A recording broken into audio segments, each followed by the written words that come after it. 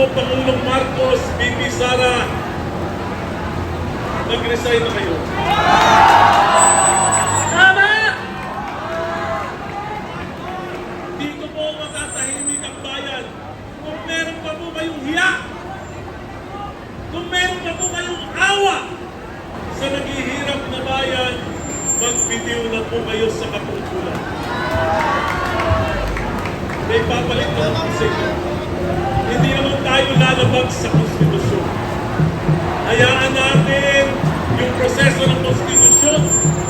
May pumalit at ihanda ang isang mas maayos, mas marangal na halalan sa 2028. Salamat po.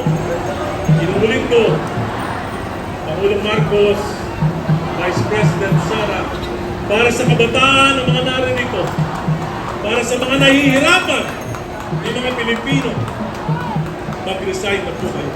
Salamat po.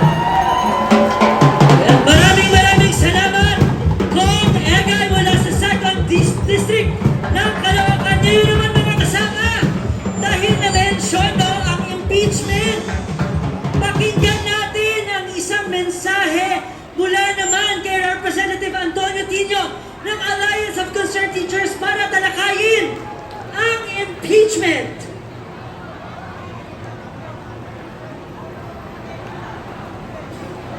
Lahat ng sagot! Marcos Duterte walang tinakiba!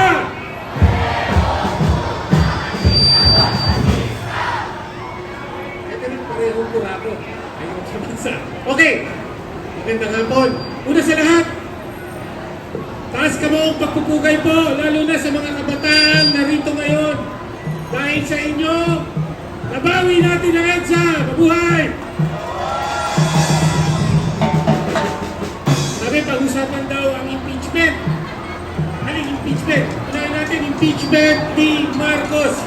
Ano ba nangyari sa impeachment ni Marcos? Natuloy ba? Binasura na. Bakit binasura?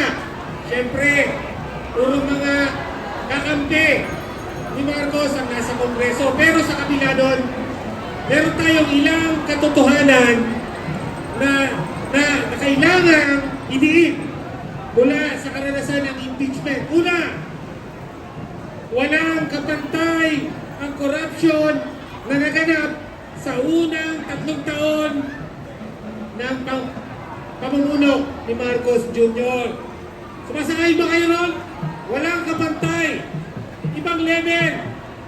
Systematic at centralized ang pandarambong sa budget ng taong bayan. Sa totoo lang, ang makahihigit lang sa mahigit 1 trilyong pisong flood control corruption scandal ay ang pandarambong ng tatay niyang diktador 40 years ago, more than 40 years ago. Nasa Guinness Book of World Records pa rin po ang pinaka-matinding pandarambong ng isang pinuno ng bansa sa kasaysayan, kasama po si Marcos Sr. Kaya yan ang unang katotohanan. Ang Marcos na tatay, mandarambong. Ang Marcos na anak, ano? Mandarambong din. Like father! Ulit, like father! Okay, so yan po ang unang lesson natin sa araw na ito. Ang pangalawang lesson po,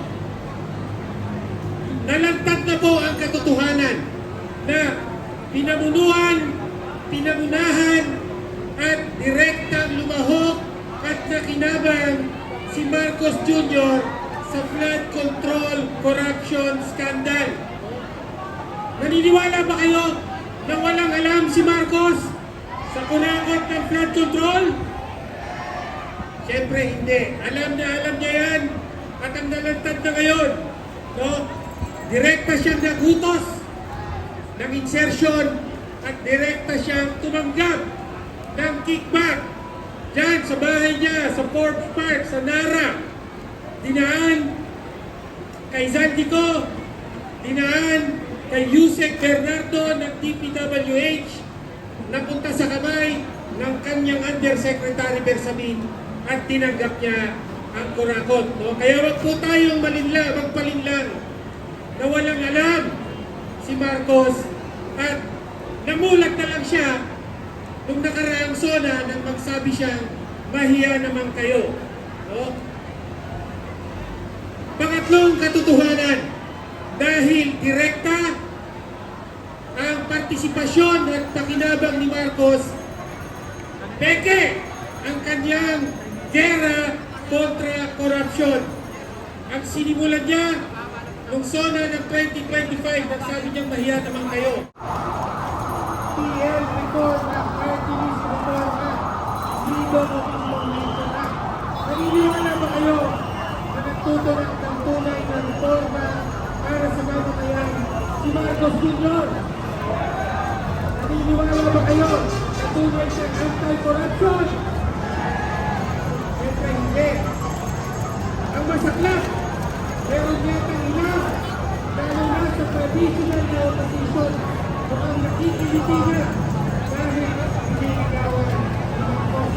Napapakinggan ba tayo? Marcos, bilang pangwakas, ito yung pinagpapaliwanag sa inyo, tunay na harap ko, ng EDSA para sa ngayon, malinaw sa atin, Marcos, Duterte, walang pinag-iba. Marcos Duterte, walang pinag-iba.